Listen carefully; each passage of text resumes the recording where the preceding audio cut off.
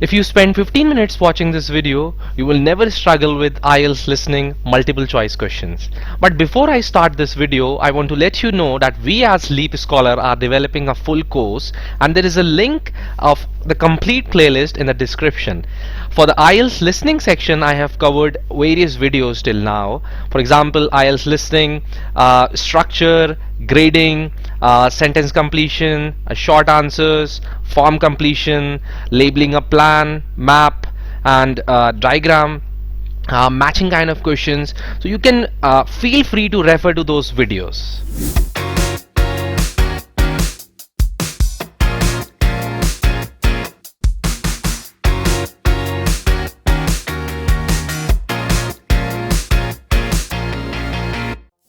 So today we are going to learn IELTS listening multiple choice questions, as I said, and yes, stay tuned till the end of the video because I am going to give you a bonus tip also. Now this is a whole lesson video at glance, so that you don't have to watch if it is not relevant for you. These are the 5 points that I'm going to cover in this video. First, how will the task look like? Second, the tips and tricks that we have to follow for solving multiple choice question. We will solve a multiple choice question task together, and there is another task that for multiple choice question that we are going to solve together. So keep your pen and paper ready, and yes, as I promised, stay tuned till the end. I'll give you an additional bonus tip. So let's start with how will the task look like. The idea is pretty simple. There is this question 1, 2, 3 and 4. You listen to the audio and you mark down the correct option. It can also look like this, where you will have to fill the blank. It is not exactly the blank, but you'll have to listen to the audio and mark down to finish what they were speaking, right? So this is the variety of multiple choice task that you can get. There is an additional multiple choice question type also, where you will get different options and you will have to select 1 or 2 correct answers from that, right? But today we are going to practice these 2 tasks. Okay, keep your pencil and paper ready so that we can solve it together.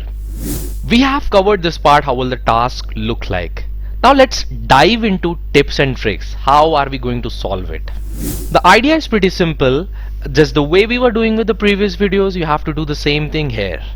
You have to read the instructions carefully, because trust me, instructions mean you have to follow it. If you do anything otherwise, you get a 0. When you're reading the questions before listening to the audio, underline the keywords. What are keywords? Keywords are the important words that can build the answers. Now try to predict answers even before you listen. What are we expecting? Try to train your brain to figure out what are we expecting as an answer. The third key point is to listen to the synonyms and paraphrase sentences.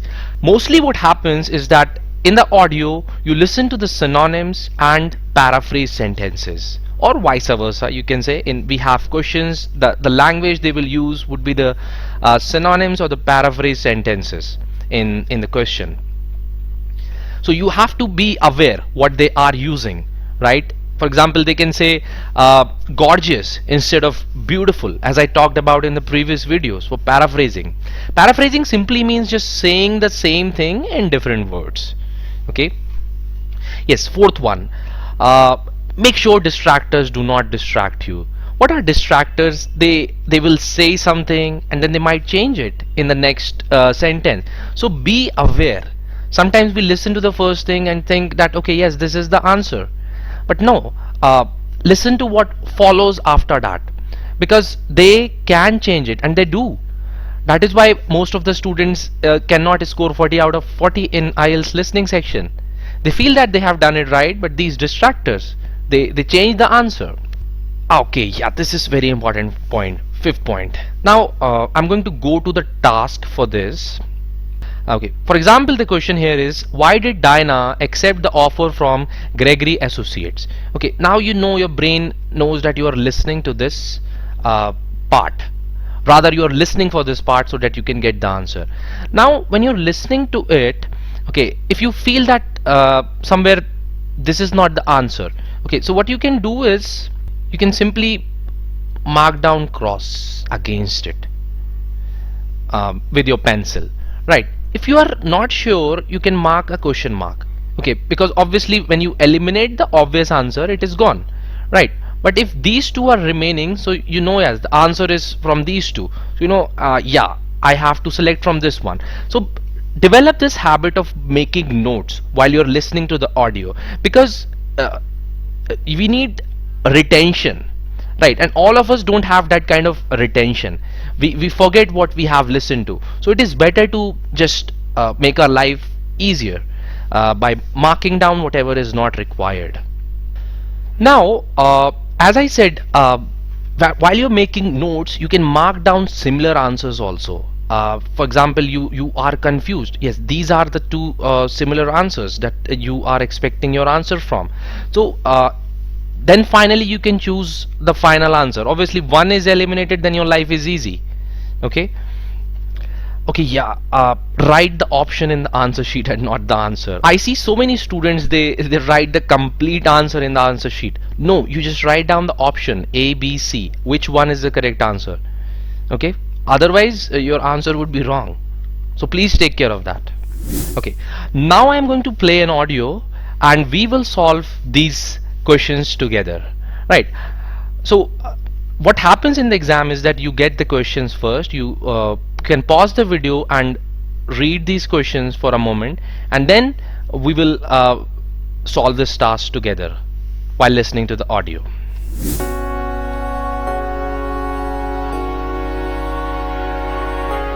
Today we're looking at the darker side of literature with two books about not so happy families. And we've got writer Helen Slade and book critic Anna Kimura to talk us through them. First up, we're looking at Her Mother's Daughter by Alice Fitzgerald, a novel written from two points of view, one of a child and the other of her very troubled mother. Helen, I have to be honest, I found this one hard to read. It's very well written, but, well, how did you find it? I know what you mean, but I literally couldn't put it down and stayed up till 3 in the morning to finish it. There's something about immersing yourself in a family this flawed, this damaged, that's compelling. You'd never want to be in that family yourself, but that's what reading is about, isn't it? Wearing someone else's shoes for a while without ever having to live their reality. You surprise me. The families in your own books are a million miles away from this one. Yeah, my readers can always be sure they're going to get a happy ending, which you definitely, I don't want to give too much away here, but you definitely don't feel like a happy ending is coming for these characters. Okay, so don't mention the ending, but can you just describe for listeners what the book is about? So, it's about a family with secrets. The mother has hidden her troubled childhood from her husband and her 2 children, but of course it's shaped her entire personality and how she behaves as a mother and as a wife, which is especially obvious when we're reading the sections told in the child's voice, even though the little girl herself doesn't understand the meaning of everything she's seeing. For me, what was really so shocking was less what happened to the mother when she was a child, but how the mother treated her own children. Why is that, do you think? I think we're all programmed to see mothers as something sacred and pure. As a child, she was mistreated by her father, and in some ways, we're not that shocked by that, which is a sad thing in itself, and her own mother didn't help her. As a reader, we're less affected by that, I think, because that part of the story is revealed to us in the mother's voice, the adult voice. But the reason the way she treats her own child is so much more shocking is that the child is telling us about it, and we sympathise with her. It's very clever how the author plays on our natural instincts to protect a child. Though we do feel sorry for the mother too. Or, at least, I did. It's hard not to. She's trapped in her own unhappiness. And we're trapped right there with her as the reader. It made me wonder, Anna, why is it that miserable books like this one sell so well? Because all of us have families. I suppose the books play out things we all see in much smaller ways in our own family lives. The other hard-hitting book this week is We Need to Talk About Kevin by Lionel Shriver. Now, there's a family who have a problem. They definitely do. Very few people will ever have a killer as a teenage son like the narrator in the book, but we can all identify with the challenges and often terrifying reality of raising teenagers. So, can you give us the lowdown on Kevin then, Anna? This book is written from the point of view of the mother. In letters she's writing to her husband, Kevin's father. Again, we shouldn't say too much about the ending, but the way the author uses the letters is very clever. I have to admit, I really enjoyed this book. It's a difficult topic, but it was much easier to read than Her Mother's Daughter. As Helen said before, it's about the voice of the narrator. There's no child's voice, and in this story, the victims in many ways are the adults. Though, of course, Kevin's sister is a victim of her brother's evil. Yes, and the idea of where evil comes from is a theme that comes out in both books. If you choose to call it evil, that is, I prefer to describe it as a complete lack of empathy. The mother in Her Mother's Daughter had a terrible childhood, but Kevin's from a happy home and good parents. Is he, though? The mother often admits she found motherhood hard. Aren't we supposed to think she might have caused Kevin to turn out the way he does, just like in Her Mother's Daughter? Both books certainly look at how the mistakes of the parents affect children, and this is another reason we relate to these books. Parents are always worrying if they're doing a good job. Okay. So yes, pretty long recording. I hope you enjoyed solving it. So let's see what is the answer for the first one. I'm going to give you the answer for first question and second one. Right. For the third and fourth one, you have to write down the answer in the comment section and you have to explain how you found the answer. And for question number 1 and 2, let's see. The answer for the question number first is C. Okay. And for the question number second, the answer is B. Now, write down in the comment section also how did you figure out that this is the answer.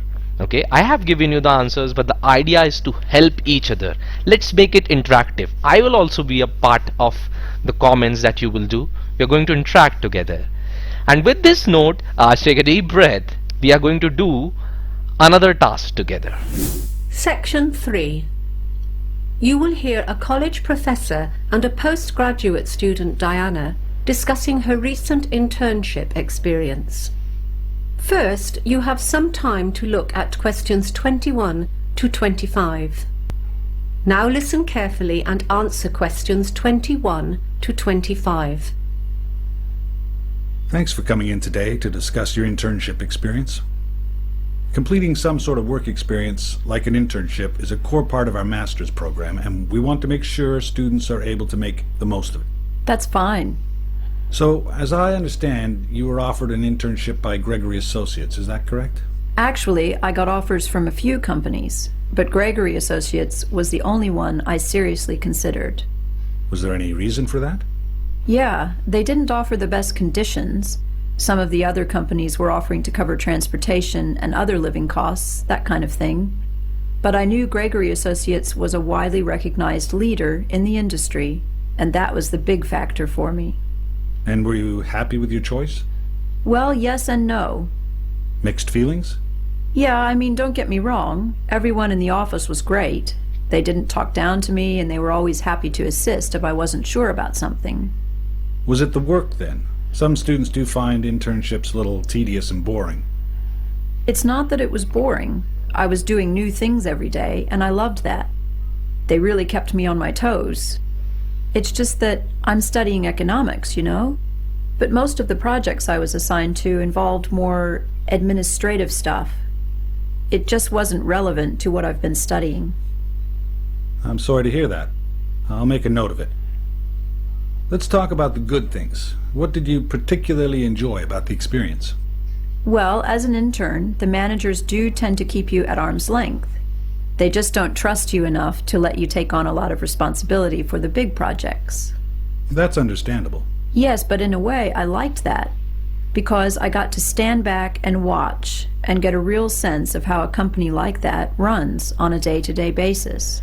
And that was the highlight for me. Well, that's great to hear. How did you find managing the internship alongside your study commitments? Well, because my internship was over the summer break, that wasn't an issue for me at all. Okay. What would you say was the biggest struggle then? In the beginning, I might have said the hours. Those 6 a.m. starts were tough, but I quickly got used to that. In retrospect, the biggest difficulty was getting by on such a tight budget.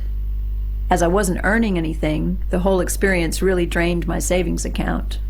Yeah, that can be tough. And my last question, what was the outcome of this internship for you? Some of our students are lucky enough to get offers of employment before finishing. At first, I was hoping I would be one of them. In the end, I wasn't, but I'm happy about that now. Why is that? Well, over the course of the internship, I ended up reconsidering whether this industry is really for me after all. I'm going to finish my degree, because I'm only a semester away from graduation now, but then after that, I've decided to pursue a different line of work. Well, I do hope you're successful with that. Okay. I hope you all got the answers to these questions. Now let's do one thing. In the previous task, I asked you to write down in the comments how did you figure out the answers. Here I'm going to help you with that. Let's see. Why did Diana accept the offer from Gregory Associates? Now obviously the answer is B. But when we listened to an audio, they said that widely recognized leader. So widely recognized leader, it is just another way of saying well-known company, right? So that is the reason we marked answer B, option B, as the answer. So this is what I was talking about previously. Listen to the paraphrased sentences or synonyms, the things that mean the same thing. Now let's talk about second question. Diana was disappointed because in the audio it said that projects assigned, they were related to administrative work, right? But the option, obviously the answer is C. So the work was not related to her studies. So do you see the difference? They are not said in the same way. The words are different, but they mean the same thing, right? Now I am sure you want to explain me what led us to find the answer for 3. Obviously the answer for 3 is A, but you have to tell me how did we figure out the answer. Write down the keywords in the comment section using task 2 and then answer 3. How did we find it out? Let's help each other. I'm going to help you with question 4 also. What was the hardest part of the internship? I listened to this thing in the audio. Getting by on a little budget, right? So it simply means living on so little money. You know, getting by on little budget. If you don't know the meaning of getting by, then you might struggle with this answer. Also make sure you spend some time reading collocations, phrasal verbs. They are used a lot by native speakers and they will help you in your speaking section also. Right, now let's look at the 5th one. During the internship, Diana, see this, I listened to the audio and they said reconsidered if this industry is really for her, right? So what is the same thing for that? Yes, it is A, right? So the idea is pretty simple. Let's recapitulate it. Whatever we learned till now, we figured out how is the multiple choice question task going to look like in IELTS listening. Okay, check. We learned some tips and tricks. Check. We solved task 1 together, right? And we solved task 2 also together.